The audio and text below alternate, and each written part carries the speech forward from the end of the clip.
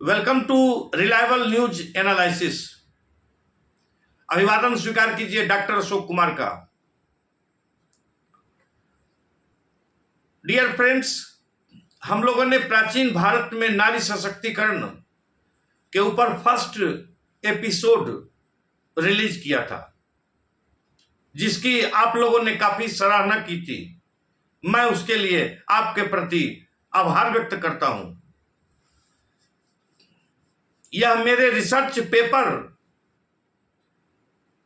से इस एपिसोड को वर्णित किया गया है, अर्थात यह मेरे रिसर्च पर, व्यक्तिगत मेरे रिसर्च पर आधारित है। इसमें उल्लेख किए गए सभी बातें किसी अन्य स्रोत में नहीं प्राप्त हो सकती है।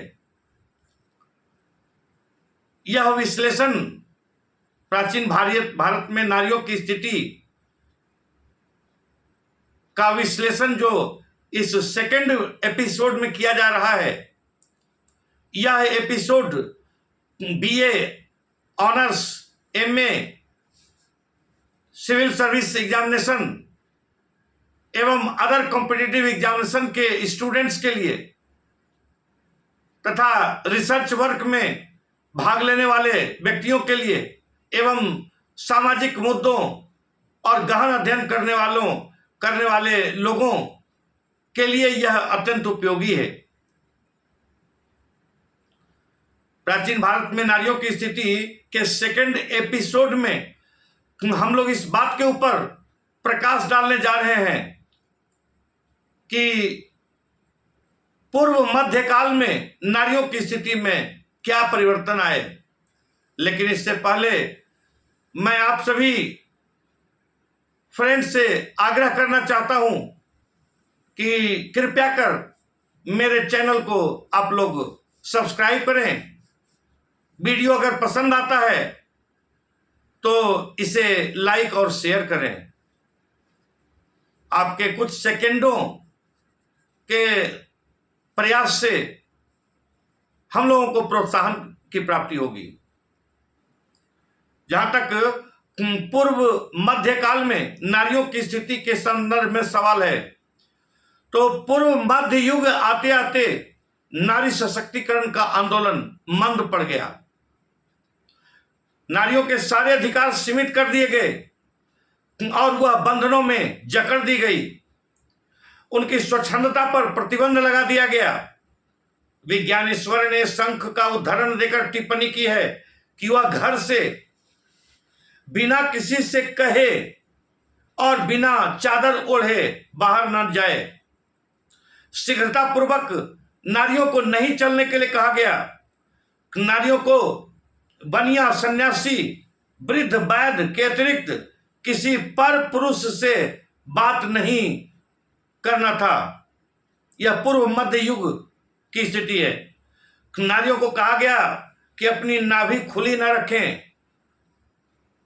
स्मृतिकारों ने नारियों की स्वतंत्रता के ऊपर अनेक प्रकार की पाबंदियां लगाकर इन नए नए प्रतिबंधों से नारियों को पूरी तरह से जकड़ दिया।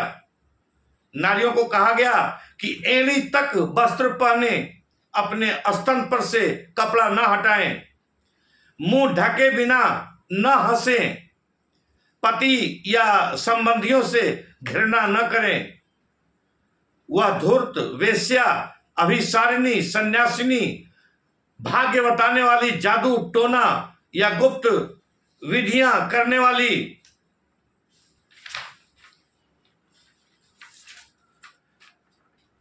दुशील स्त्रियों के साथ न रहें।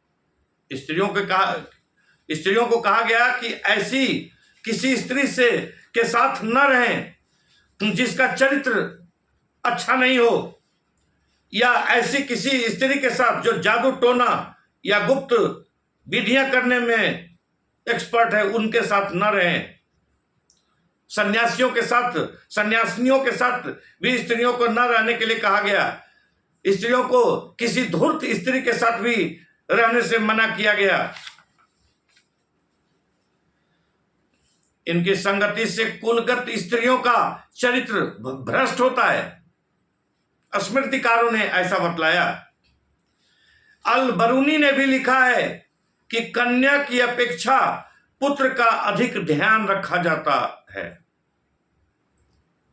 मध्यकाल में आकर पुत्र का महत्व बढ़ गया, पुरुषों का महत्व बढ़ गया, स्त्रियों की स्थिति निम्नोत्तर होती चली गई। हालांकि उत्तर वैदिक काल में और परवर्ती युगों में कई अत्यंत गंभीर प्रयास नारी सशक्तिकरण की दिशा में दृष्टिगोचर होते हैं।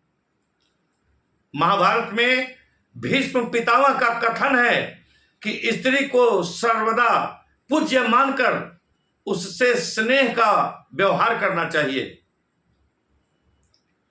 जहां स्त्रियों का आदर होता है वहां देवताओं का निवास होता है। यत्र नारी पूज्यन्ते रमन्ते तत्र देवता। और उसकी अनुपस्थिति में सभी पूर्ण कार्य अपवित्र हो जाते हैं। रामायण में भी सीता को अत्यंत आदरणीय एवं पूजनीय बताया गया है।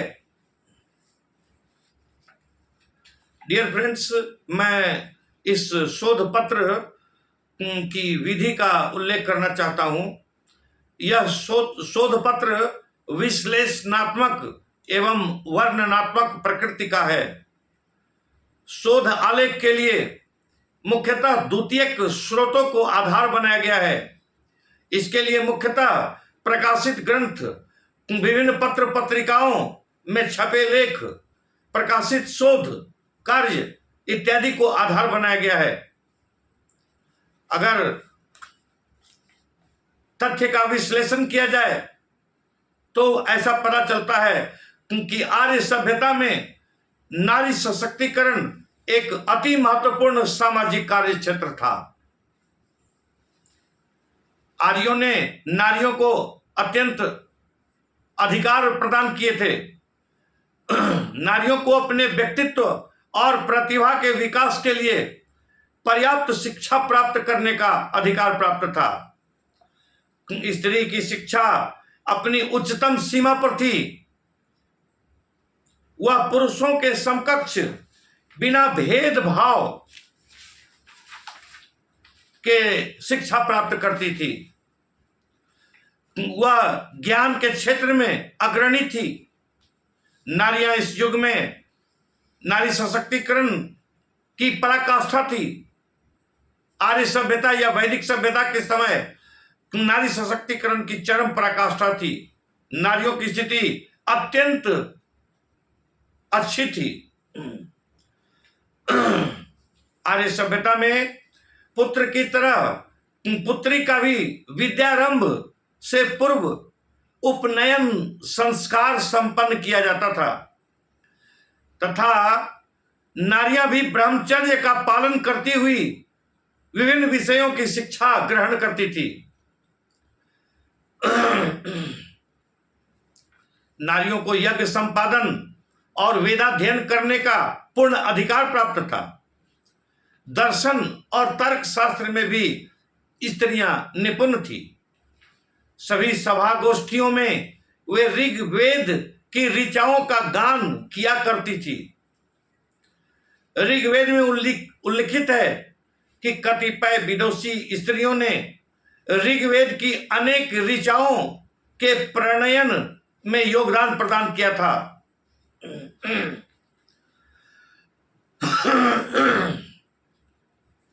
उस युग में बौद्धिक योगदान करने वाली ऐसी 20 कवयित्रियां थी, जिसके अंतर्गत रोमशा, अपाला, उर्वशी, विश्ववारा, सिकता, निवावरी, घोषा, लोपामुद्रा आदि पंडिता स्त्रियां इनमें अधिक प्रसिद्ध हैं।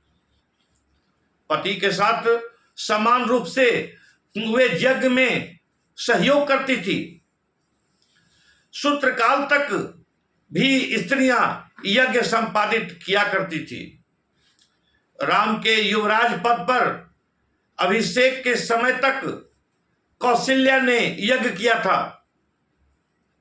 उत्तर वैदिक युग में भी स्त्री ब्रह्मचर्य में रहकर शिक्षा ग्रहण करती थी।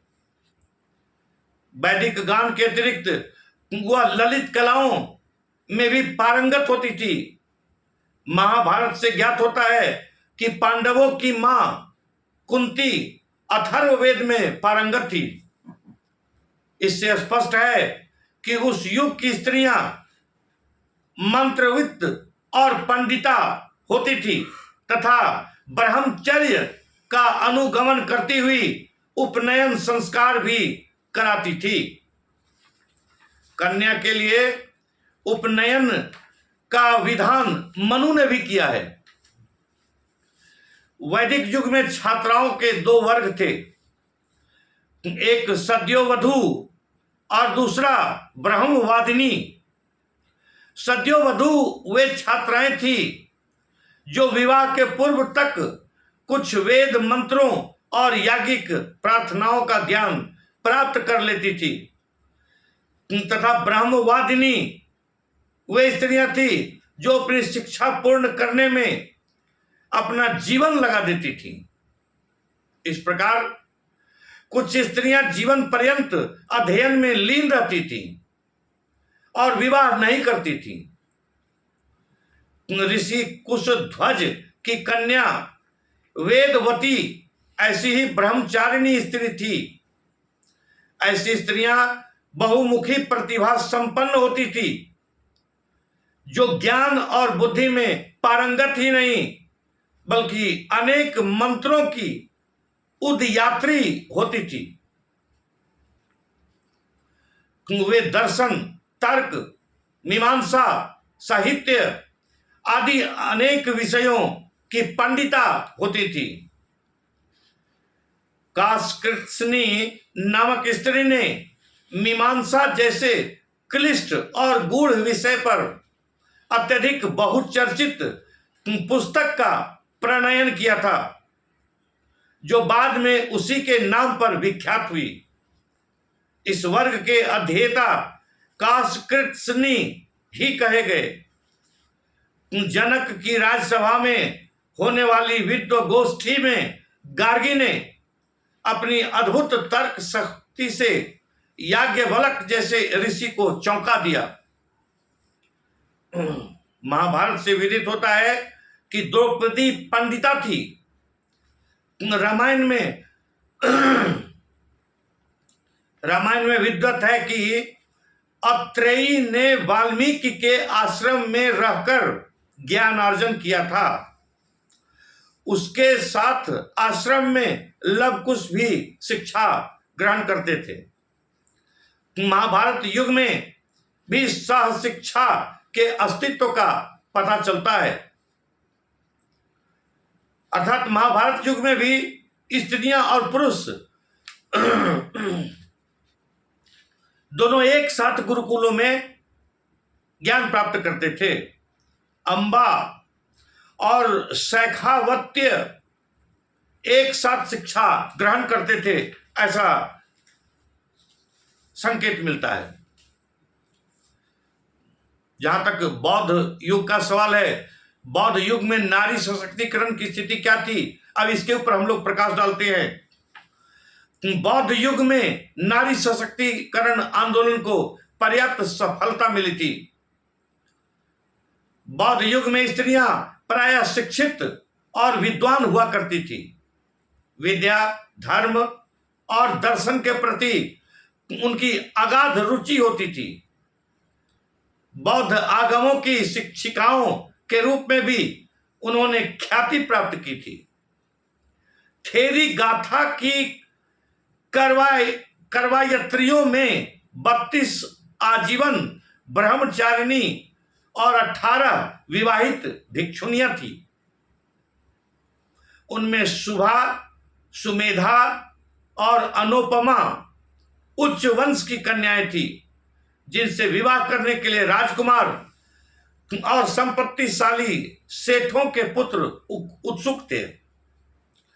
भिक्षुनी खेमा उस युग की उच्च शिक्षा प्राप्त स्त्री थी, जिसकी विद्वता की ख्याति दूर दूर तक फैली हुई थी। संयुक्त निकाय से ज्ञात होता है कि सुभद्रा नामक भिक्षुनी व्याख्यान देने में प्रसिद्ध थी। पूर्व मध्य युग तक आकर नारी शिक्षा का प्रसार अवरुद्ध हो चुका था, किंतु अभिजात्य वर्ग में सुसंस्कृत और सुबोध स्त्रियों की कमी नहीं थी। अभिजात्य वर्ग में स्त्रियां प्राकृत और संस्कृत में दक्ष होती थी। वे प्राकृत और संस्कृत और सुबोध स्त्रियों की कोई कमी नहीं थी अभिजात्य वर्ग में। और काव्य, संगीत, नृत्य, वाद्य और चित्रकला में भी स्त्रियां प्रवीण होती थी। राज्यश्री के लिए वान ने हर्षचरित में लिखा है कि वह नृत्य, गीत आदि में विदग्ध सखियों के बीच सकल कलाओं का प्रतिदिन अधिकाधिक परिचय प्राप्त करती हुई स्नेह स्नेह बढ़ रही थी। इस काल में नारी सशक्तिकरण के कुछ उत्कृष्ट नमूने भी देखने को मिलते हैं। कुछ स्त्रियां शासन व्यवस्था और राज्य के प्रबंध में दक्ष होती थी तथा शासक अथवा अभिभावक के अभाव में स्वयं प्रशासन का संचालन करती थी। यूनानी आक्रमणकारी सिकंदर के आक्रमण का प्रतिरोध पति की मृत्यु के पश्चात सत्संग की महारानी ने किया था।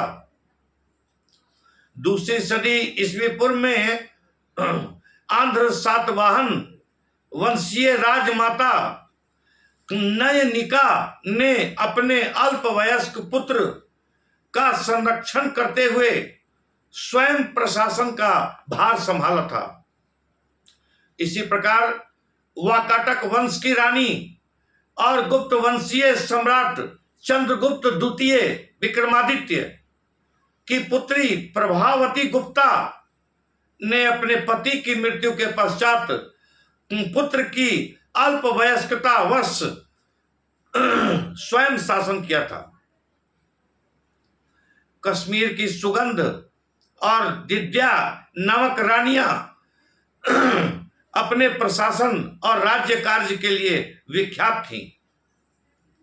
अक्का देवी और भैला देवी जैसी गुजरात की चालुक्य वंशी रानियों ने अपने राज्य का प्रशासन निष्ठापूर्वक किया था। प्राचीन काल में नारी सशक्तिकरण का एक दिलचस्प पहलू उत्तराधिकार के रूप में दृष्टिगोचर होता है। संपत्ति में प्रायः नारियों का हिस्सा रहता रहा है। परिवार में वह पुत्र से किसी प्रकार कम नहीं समझी जाती रही। वैदिक काल में दत्तक पुत्र से श्रेष्ठ पुत्री समझी जाती थी। अपने भाई के न रहने पर वह अपने पिता की संपत्ति की उत्तराधिकारिणी मानी जाती थी। महाभारत में उसके द्वारा उसके इस स्वत्व को पुत्र के समकक्ष स्वीकार किया गया है। अर्थात महाभारत में स्त्रियों को पुरुषों के बराबर माना गया है और यह कहा गया है कि अगर अभ्रातृका को पूरी संपत्ति नहीं मिलती तो आधी अवश्य मिलनी चाहिए। अर्थात जिस लड़की का भाई नहीं है उसको अगर पूरी संपत्ति नहीं भी दी जाती है तो पिता की संपत्ति का आधा उसको मिलना चाहिए। कौटिल्य ने भी पुत्री के प्रति सदा सहायता दर्शित करते हुए अभ्रातृ कन्या को उत्तराधिकारिणी घोषित किया, चाहे उससे कम ही हिस्सा क्यों न मिले। याज्ञवल्क्य ने दृढ़तापूर्वक पुत्री के हित में अपना विचार प्रकट किया है तथा यह निर्देश दिया है कि पुत्र और विधवा के अभाव में पुत्री ही उत्तराधिकारिणी है। बृहस्पति और नारद ने यह तर्क प्रस्तुत किया कि क्या पुत्री अपने पिता की पुत्र के समान संतान नहीं, फिर पुत्र के न होने पर उसके उत्तराधिकार को कैसे अस्वीकार किया जा सकता है। इस आधार पर कात्यायन जैसे व्यवस्थाकारों ने अपने विचारों का विकास किया तथा पुत्र के अभाव में पुत्री के उत्तराधिकारी होने का मत प्रतिपादित किया। अल बरूनी ने भी पुत्र के अभाव में पिता की संपत्ति में पुत्री के उत्तराधिकारिणी होने के नियम की पुष्टि की है। कन्या को पुत्र के हिस्से का चौथाई पाने की संस्तुति जीमृत वाहन और विज्ञानेश्वर दोनों शास्त्रकारों ने की है। इसी के साथ आज के एपिसोड का अंत होता है। नेक्स्ट एपिसोड यानी एपिसोड 3 में फिर से हम लोग प्राचीन भारत में नारी सशक्तिकरण और नारियों की स्थिति के ऊपर प्रकाश डालेंगे। आज के लिए नमस्कार।